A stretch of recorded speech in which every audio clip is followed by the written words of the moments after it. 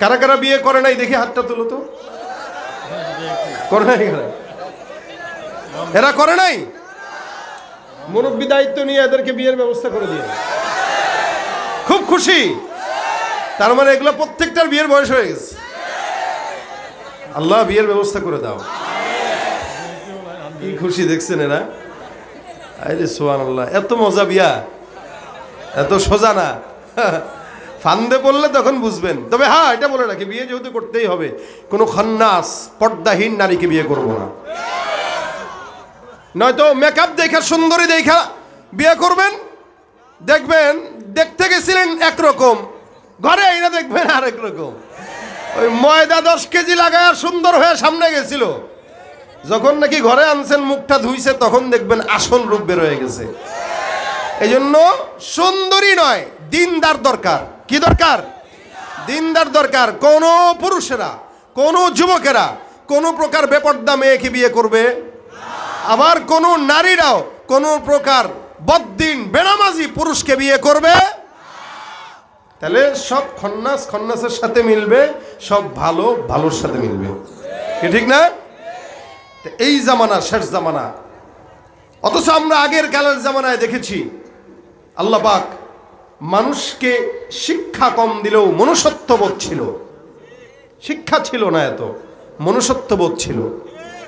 মানুষ মানুষকে মূল্যায়ন করত, মানুষ মানুষকে সম্মান দিত। আর এখন শিক্ষা বাড়ছে যত, জানোয়ার হচ্ছে তত, জানোয়ার হচ্ছে তত। এই জন্য আল্লাহ বলেন ওয়াস-সাবিকুনাস সাবিকুন উলাইকাল মুকাররাবুন। আমার আল্লাহ পাক ডাক দিয়ে বলেন, যারা সাবিকিন হয়ে যায়, যারা অতীতে চলে যায়। অনেক সময় মুরব্বীরা বলে যায় দিন ভালো, আসে দিন। তার মানে কথাটা অবশ্যই গুরুত্বপূর্ণ, এটা আমার আল্লাহ বলেছেন। আল্লাহ পাক বলেন ওয়াস-সাবিকুনাস সাবিকুনা উলাইকাল মুকাররাবুন। যারা অতীতে চলে গেছে সাবিকিন, তারা আমার আল্লাহর নিকটবর্তী। আল্লাহ পাক ডাক দিয়া বলেন, এরা কোথায় যাবে? আল্লাহ পাক রব্বুল আলামিনের বান্দা যারা অতীতে চলে গেছে, পয়গম্বরের জামানার নিকটে যারা, বোঝানোর জন্য বলি, রাসূল বিদায় হয়েছেন 1450 বছর হয়ে গেল। যেই ব্যক্তিটা আজ থেকে 500 বছর আগে জন্মগ্রহণ করেছে, ওই ব্যক্তিটা আমার চাইতে রাসূলের 500 বছর আগে বেশি নিকটে। যেই ব্যক্তিটা 1000 বছর আগে জন্মগ্রহণ করলো, ওই ব্যক্তিটা রাসূলের আমার চাইতে 1000 বছর নিকটে। শুধু তাই নয়, গতকাল যেই সন্তান জন্মগ্রহণ করলো, আগামীকালের জন্মগ্রহণ করা সন্তান থেকে একদিন হলেও পয়গম্বরের নিকটে।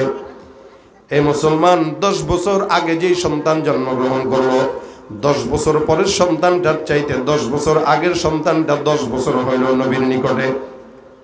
আমার আল্লাহ পাক রব্বুল আলামিন ডাক দিয়া বলেন, যারা নবীর নিকটে অতীতে চলে গেছে, এরা সব আল্লাহ পাকের নিকটবর্তী উলাইকাল মুকাররাবুন।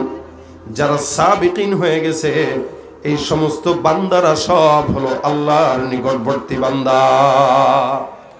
এরা কোন জায়গায় থাকবে? আল্লাহ পাক ডাক দিয়া বলেন, ফি জান্নাতিন নাঈম সুল্লাতুম মিনাল আউয়ালিন ওয়া কালিলুম মিনাল আখিরিন। আল্লাহ পাক রব্বুল আলামিন বলেন, অতীতে যারা চলে গেছে, এগুলো সব হলো আল্লাহর নিকটবর্তী। এরা থাকবে আল্লাহর জান্নাতে। ফি জান্নাতিন নাঈম সুল্লাতুম মিনাল আউয়ালিন। এরা অধিকাংশ আল্লাহর জান্নাতে থাকবে। আর যারা যত সামনের দিকে আগাবে, 2025 থেকে 35, 35 থেকে 45, তারপরে 55 করে করে জামানা যত সামনের দিকে আগাবে, মানুষ তত আল্লাহর জাহান্নামের দিকে আগাবে। শেষ জামানায় বান্দারা অধিক কম বান্দাই জান্নাতে যাবে। যদিও দেখতে দেখা যাবে ইমানদার, যদিও চেহারার ভিতরে থাকবে ইমানদারের ছাপ, যদিও মাথার ভিতরে থাকবে সুন্নতি লেবাস, যদিও মুসলমান নাম থাকবে, কিন্তু বাহিরে থাকবে সাইনবোর্ড, ভিতরে থাকবে না মাল। এ মুসলমান, অধিকাংশ মুসলমানের এখন হালত এইটা। দাবি করে মুসলমান, কিন্তু মুসলমানের এক বিন্দু পরিমাণ ইসলাম তার জবানের দিলের মধ্যে নাই। ভাইরা আমার, মুসলমান যদি হইতো মানুষের হক নষ্ট করতে পারতো না, মুসলমান যদি হইতো একজন আরেকজনের জায়গা দখল করতে পারতো না। মুসলমান যদি হইতো ভাই ভাইয়ের জায়গা নিজে মেরে খাইতে পারতো না। মুসলমান যদি হইতো কোনোদিন কেউ আরেকজনের বিবিকে টান দিয়া নিজের বউ বানাইতে পারতো না। মুসলমান যদি হইতো জিনা করতে পারতো না। মুসলমান যদি হইতো নামাজ কাজা করতে পারতো না। মুসলমান যদি হইতো কারো অন্যায়ভাবে হক নষ্ট করতে পারতো না। যেহেতু এই সমস্ত কাজের মধ্যে আমাদের অধিকাংশ বান্দারা জড়িত, আমার আল্লাহ ডাক দেয়া বলেন এগুলা মুসলমান দাবি করলেও একটাও মুসলমান নয়, এরা ভণ্ড মুনাফিক। ওয়ামিনান নাসি মান ইয়াকুলু আমান্না বিল্লাহি ওয়া বিল ইয়াউমিল আখির ওয়া মা হুম বিমুমিনিন। আল্লাহ পাক রব্বুল আলামিন বলে মানুষের মধ্য থেকে একদল থাকবে যারা নিজেরা নিজেদেরকে মুমিন দাবি করবে। আল্লাহ পাক ডাক দিয়া বলেন যদিও মুমিন দাবি করে কিন্তু না না, এরা মুমিন মুখ দিয়া দাবি করে উল্লেখ করে, কিন্তু আমি আল্লাহ পাক বললাম না একটাও মুমিন নয়, সব বেঈমান, সব বেঈমান, সব বেঈমান।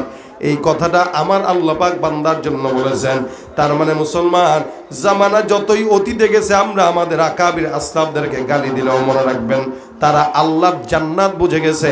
আর আমরা যত সামনের দিকে আগায় অনেক শিক্ষা থাকার পরেও অধিকাংশ বান্দা জাহান্নামের আসামি। ভাইরা আমার, এই কারণে চান্দাবাজি বন্ধ হয় না।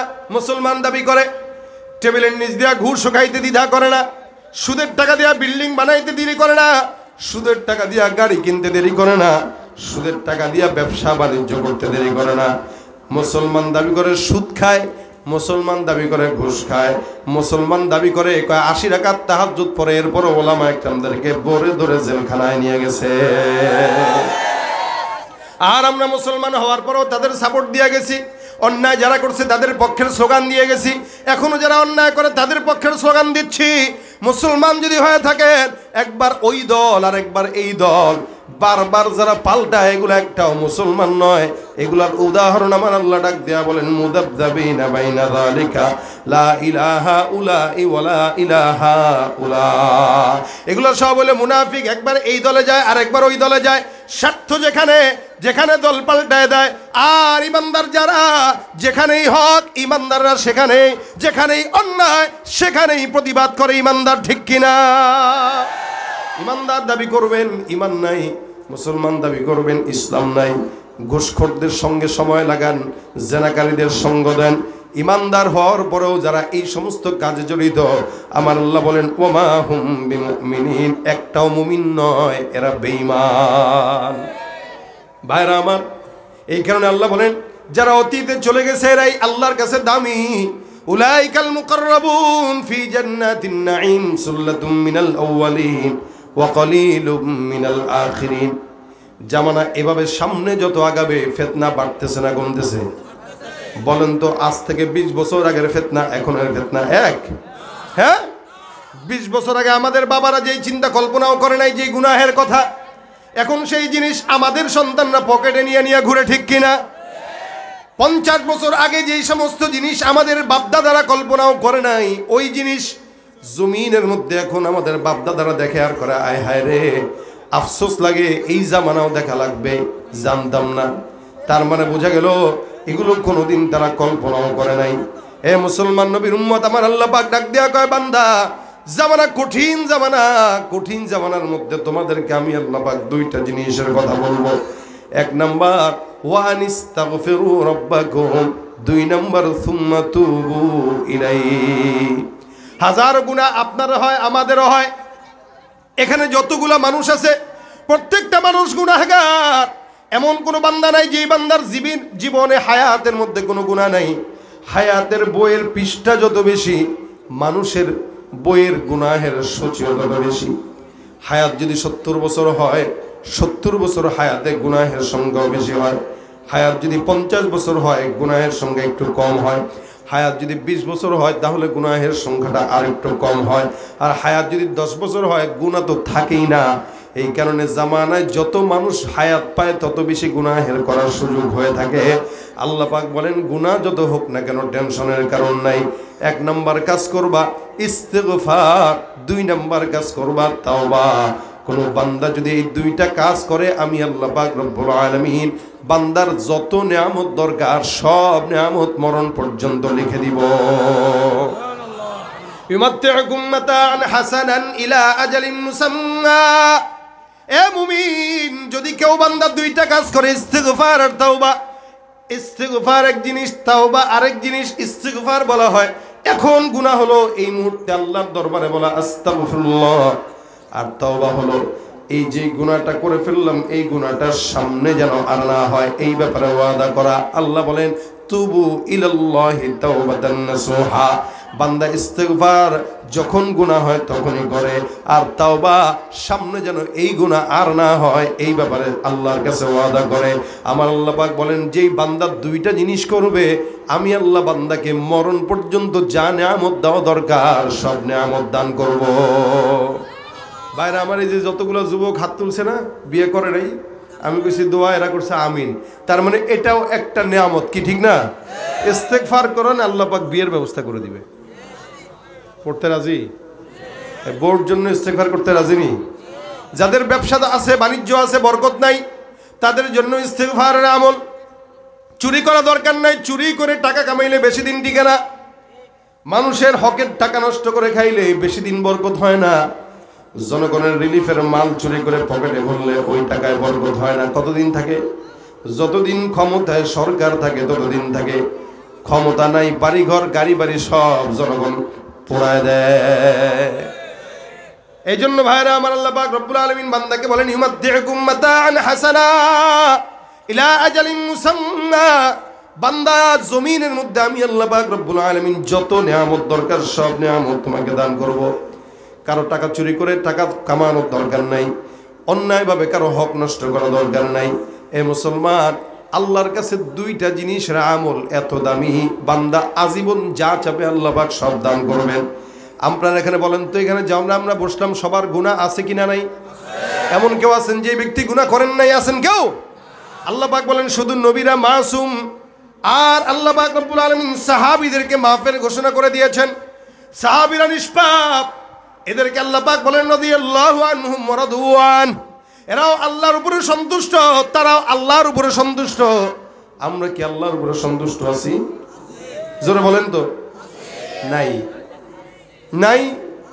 আরে আপনারা কোন আছেন? আমি কই নাই। যদি থাকতেন তাহলে দোকানে একটু ব্যবসা কম হইলে আল্লাহরে কয় আল্লাহ রে তুমি খালি আমারই দেখছো। আসেনি? ব্যবসা হয় না, বেচা কিনা নাই, খাইতে পায় না, চাকরি হয় না, কাহারে মালিক খালি আমারই দেখছে রে আল্লাহ। আর ভালো লাগে না। ফাঁসি দেয়, আত্মহত্যা করে। কেন?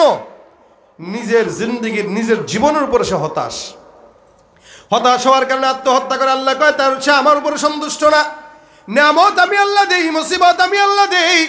নিয়ামত দেওয়ার পরে কোনো বান্দা যদি শুকরিয়া করে, মুসিবত পাওয়ার পর কোনো বান্দা যদি সবর করে, আল্লাহ পাক ডাক দিয়া বলেন নিয়ামত আর মুসিবত এই দুইটার বিপরীতে আমি আল্লাহ বান্দাকে জান্নাতের ঘোষণা দিলাম। এ মুসলমান, এই কারণে জমিনের মধ্যে সাহাবা আজমাইনদের মতো হন সবরওয়ালা। নবীরা মাসুম, সাহাবীরা নিষ্পাপ।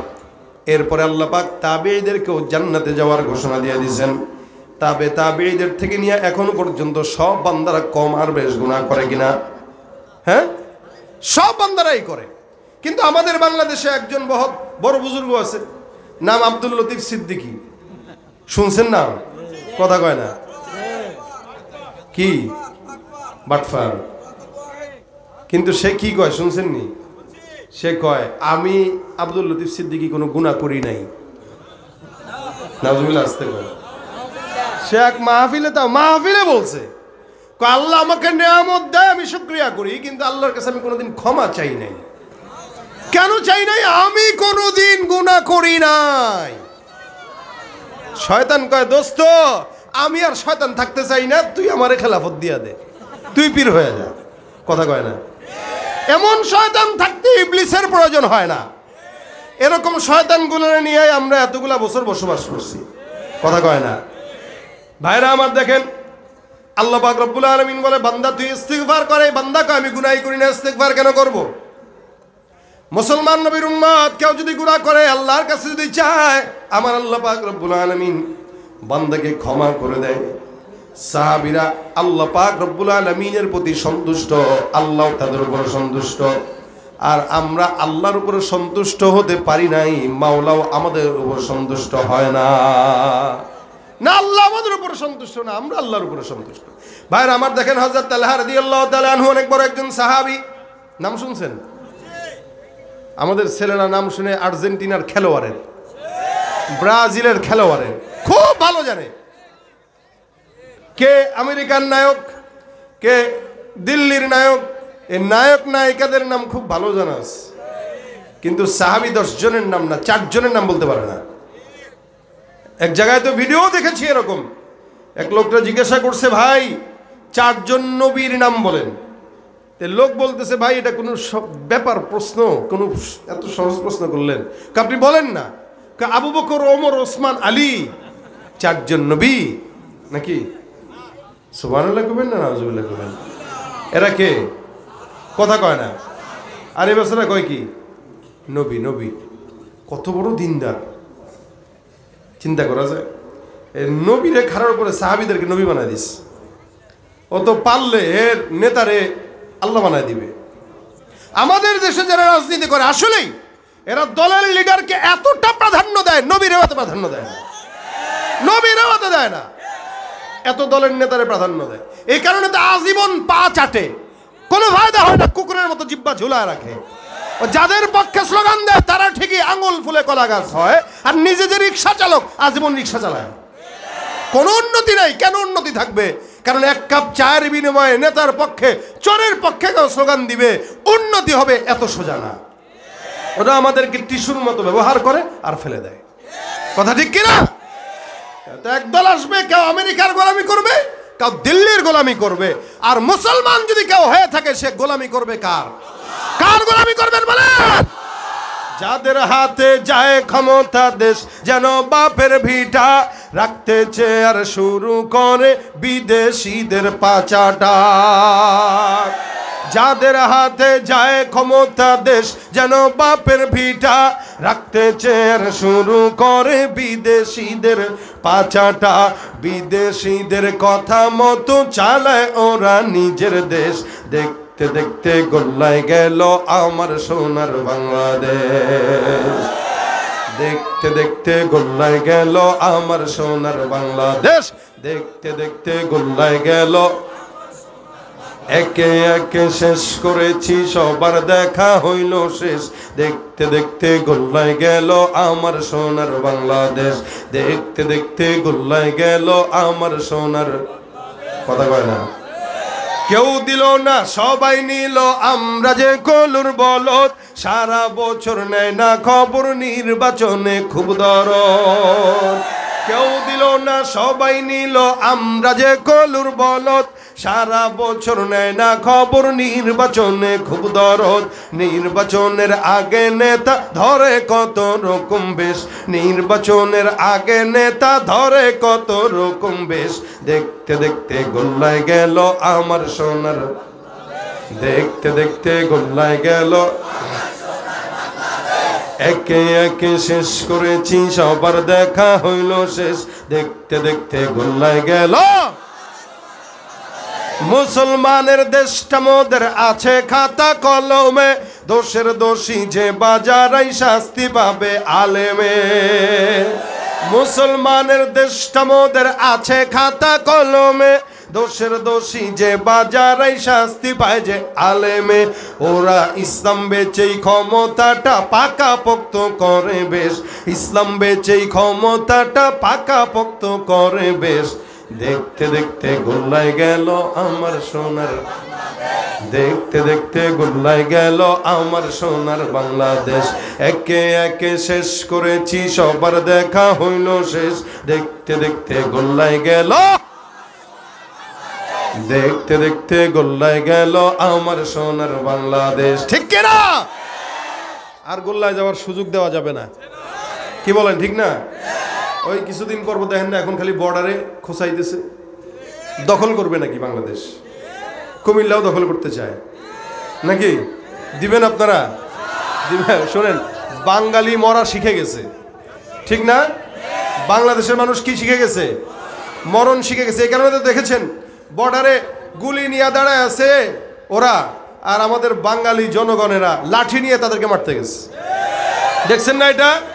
তার মানে এই জুলাই বিপ্লবে বাংলাদেশের মানুষ মৃত্যুবরণ করা শিখে গেছে। একবার যারা মরতে শিখে যায় তাদেরকে কেউ ঠকাতে পারে না।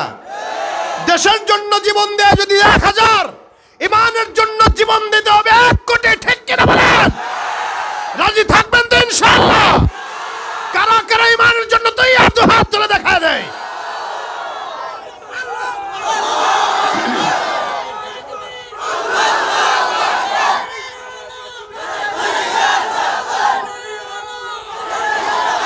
আল্লাহ আমাদের ইমানকে কবুল করুক, বলেন আমিন।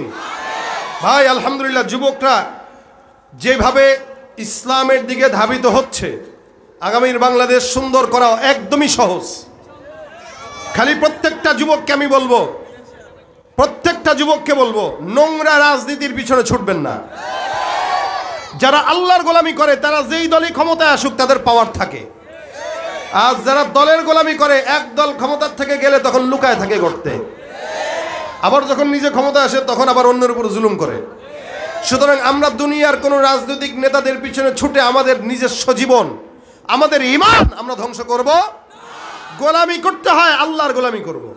আমরা দুনিয়ার কোনো মানুষেরটা খাই না। খাই কার? পরিকার। গোলামি হবে কার? একবার কেন 1 কোটি বার যদি গোলামি করা লাগে সেটা আল্লাহর। দুনিয়ার কোনো নেতা, দুনিয়ার কোনো চোর, দুনিয়ার কোনো বদমাশ দুর্নীতিবাজদের গোলামি ইনশাআল্লাহ আমি অন্তত করব না। আপনারা করবেন? আপনারা করবেন? এই জন্য আগামীর বাংলাদেশের জন্য এখন থেকে তৈয়ার থাকেন। কোনো প্রকার অসাধু লোক যেন আমাদের সমাজের কোনো নেতা না হতে পারে। এটা আমরা কোনো দলের বিরোধিতা করছি না, আমরা হকের পক্ষে। আমরা বাতিলের বিরুদ্ধে, দুর্নীতির বিরুদ্ধে, হকের পক্ষে আজীবন থাকবো ইনশাআল্লাহ। আল্লাহ আমাদেরকে কবুল করুক, বলেন আমিন। ভাই মুরব্বীদের কোনো কাজ নাই, মুরব্বীরা দোয়া করবে। কাজ করবে কারা? যুবকরা। মুরব্বীদের ডেট এক্সপায়ার হয়ে যায়।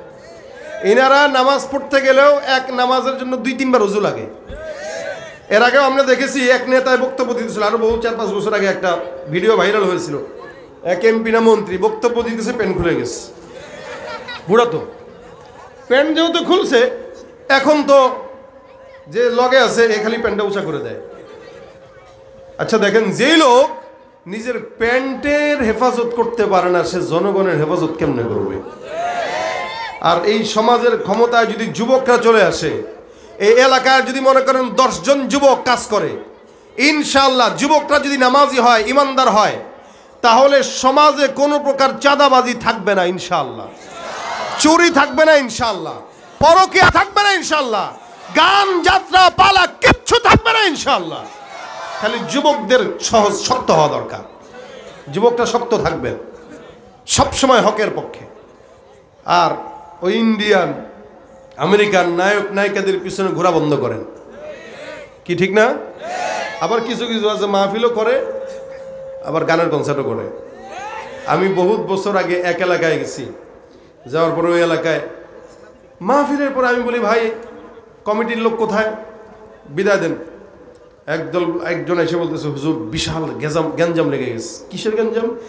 মাহফিলের উঠানো টাকা 1 ভাগ লোক, কমিটির লোক এরা নিয়ে সকালে গাঁজা খাইতে গেছে।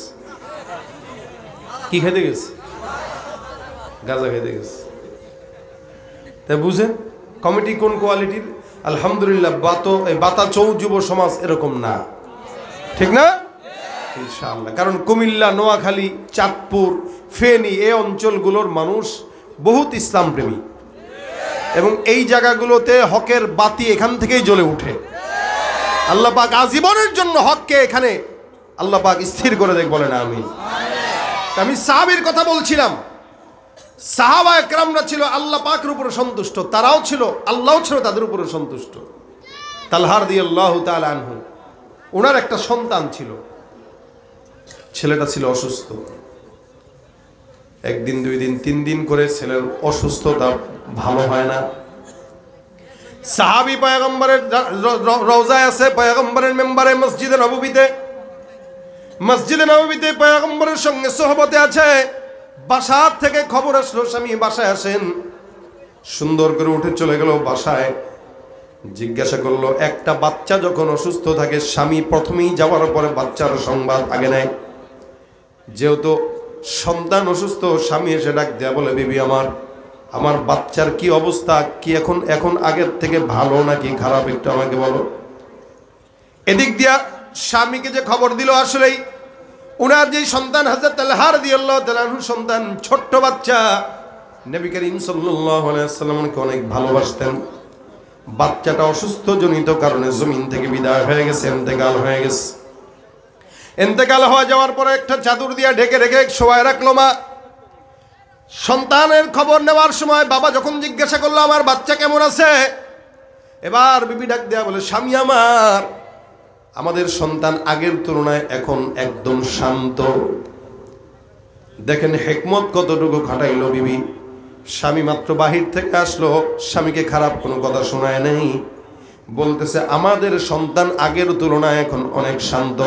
তার মানে বোঝা গেল, কোন ইমানদার মুসলমান যখন ইন্তেকাল করে ওই বান্দাটা আল্লাহর কাছে চলে যায়। আল্লাহ পাকের দিদার যখন হয়, ওই বান্দার মতো শান্ত বান্দার কেউ থাকে না। সাহাবীর বিবি ডাক দেয়া বলে, আমাদের সন্তান এখন শান্ত আছে, আপনি টেনশন করবেন না, ঘুমায় যান।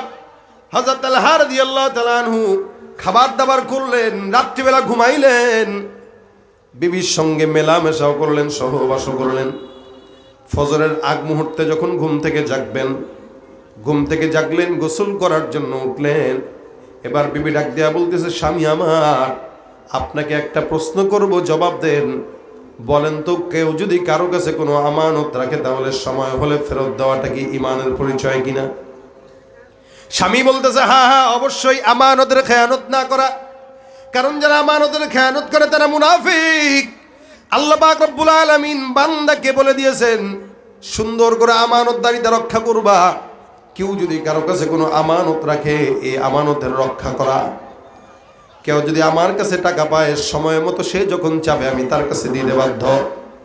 বিবি ডাক দেয়া বলে, স্বামী আল্লাহ পাক রব্বুল আলামিন আমাদের দুজনকে যেই ফুটফুটে সন্তান দান করেছিল, আল্লাহ পাকের আমানত আল্লাহ পাক তার নিজের কাছে উঠায় নিয়ে গেছেন। সুতরাং আমাদের সন্তানের ব্যাপারে আপনি আল্লাহর দরবারে সবর অর্জন করেন। যখন স্বামীকে মৃত্যুর সংবাদ শোনায় দিল, হযরত তালহা রাদিয়াল্লাহু তাআলা আনহু মেজাজ গরম, ডাক দেয়া বলতেছে, বিবি রাত্রিবেলা যখন বাসায় ঢুকলাম তখন তো বলো নাই, তখন যদি বলতা আমি আমার বাচ্চাটাকে কাফন দাফনের ব্যবস্থা করতাম, বাচ্চার কবরের পাশে যায় কিছু কোরআন তেলাওয়াত করতাম। তুমি সারাটা রাত আমাকে কিছু না বলে আমার সঙ্গে খানাও খাইলা, আবার সহবাসও করলা। তোমার এই আচরণটা আমার কাছে তেমন ভালো লাগে নাই, যার কারণে আমি আল্লাহর নবীর কাছে তোমার নামে বিচার দেওয়ার জন্য যাব। রাসূলের কাছে বিচার দেওয়ার জন্য চলে গেলেন। নবীর কাছে যা ডাক দেয়া বলেন, ইয়া রাসূলুল্লাহ, আমার বিবি আমার সন্তান মারা গেল, গত রাতে আমাকে সে বলে নাই, আমি বাসায় যাওয়ার পরে বলছে আমার সন্তান শান্ত আছে। আমি তো শান্ত আছে বলে সন্তানের কাছেও যাইনি, মাথায় হাত দিয়ে চলে আসছে। রাত্রিবেলা খাইলাম, ঘুমাইলাম, সহবাস করলাম। সহবাস করার পর, গোসল করার পর সে আমাকে ডাক দেয়া বলতেছে আমাদের সন্তান ইন্তেকাল করেছে। আমি রাগ করে আপনার কাছে বিচার দেওয়ার জন্য আসলাম। বলেন তো পয়গম্বর, আমার বিবি এই কাজটা ভালো করছে কিনা? নবী আমার ডাক দেয়া বলেন, সাহাবী, তোমার যে বিবি যেই কাজটা করলো ওই কাজটা এমন একটা কাজ, একটা নেককার বিবি যেই কাজ করা দরকার, তোমার পুণ্যময় বিবি একই কাজ করেছে। সুবহানাল্লাহ। রাসূল যেহেতু সাক্ষ্য দিয়া দিলেন, নবী ডাক দিয়া বলতেছেন, একটা পুণ্যময় বিবি স্বামী যখন ঘরে ঢুকে বাহির থেকে আসে, ওই স্বামীর সঙ্গে সে খারাপ কোনো কিছু শোনায় না, স্বামীকে মিষ্টি কথা বলে তখন শান্ত রাখার চেষ্টা করে। আর বদকার বিবি যখন হয়, বাইরে থেকে আসার সাথে সাথে কয়, কই গোড়ার ডিম হাত খালি রাখি আসছেন কে? এটা শাড়ি নিয়ে আসতে পারলেন না? কেউ আছে না? এটা শাড়ি নিয়ে আসতে পারলেন না, মিষ্টি নিয়ে আসতে পারলেন না, ও মায়ের লেগে সবই আনেন, আমার লেগে আনতে গেলে মনে থাকে না। এই হলো আমাদের বিবিদের অবস্থা। আকসার না, ভালো তো আছেই, কি বলেন ঠিক না? ভালো আছে না? আল্লাহ ভালো না থাকলে কেমনে দুনিয়া চলে? রাসূল বলতেছেন, এই বান্দাটা ভালো কাজ করলো।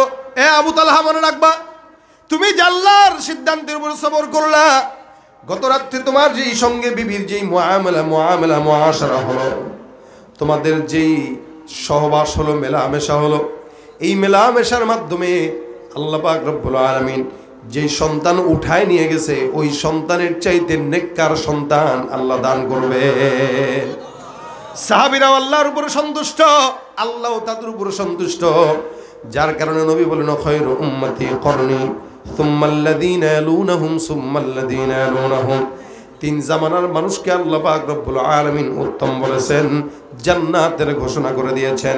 এছাড়া প্রত্যেকটা বান্দা আমাদের কম আর বেশ গুনাহ আছে না নাই? তবে গুনাহ যদি হয়ে যায়, আমল কয়টা? দুইটা। এক নম্বর ইস্তিগফার, দুই নম্বর তাওবা। হাসান বসরি রহমতুল্লাহ আলাইহির কাছে একদিন উনি খানকার মধ্যে বসা, একটা লোক ঢুকলো, ঢুকার পরে ডাক দেয়া কয়, হুজুর এমন কোনো অন্যায় নাই, গুনাহ নাই, যেই গুনাহটা আমি করি নাই, আপনি আমাকে এমন ছোট্ট একটা আমল দেন যে আমলের কারণে আল্লাহ পাক রব্বুল আলামিন আমাকে মাফ করবেন। বড় কোনো আমল দিয়েন না, ছোট্ট একটা আমল দেন যে আমল করার কারণে আল্লাহ পাক মাফ করে দিবেন। হাসান বসরি রহমতুল্লাহ আলাইহি বলেন, যাও যাও, বেশি বেশি একটা শব্দ পড়বা, আস্তাগফিরুল্লাহ। এই শব্দটা বারবার পড়বা, গুনাহ যত আছে সবগুলা গুনাহ আল্লাহ পাক রব্বুল আলামিন মাফ করে দিবেন। এই বান্দা চলে গেল। গুনাহের জন্য কি পড়া লাগবে জোরে বলেন তো?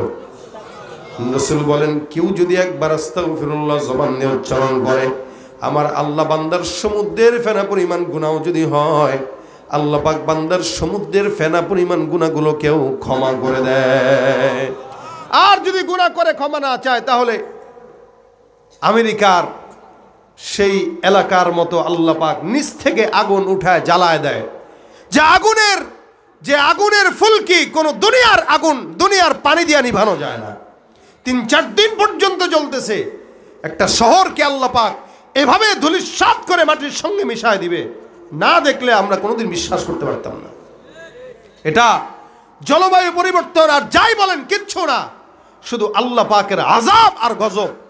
যারা ফিলিস্তিনের শিশুদের উপর নির্যাতন করার জন্য ইসরায়েলদেরকে সহযোগিতা করে, আল্লাহ তাদেরকে এভাবে বিচার করে। এই জন্য সমস্ত গুনাহ থেকে মাফ পাওয়ার জন্য আমল কয়টা? দুইটা। এক নম্বরে কি? ইস্তিগফার। বলেন না, এক নম্বরে কি? দুই নম্বরে কি?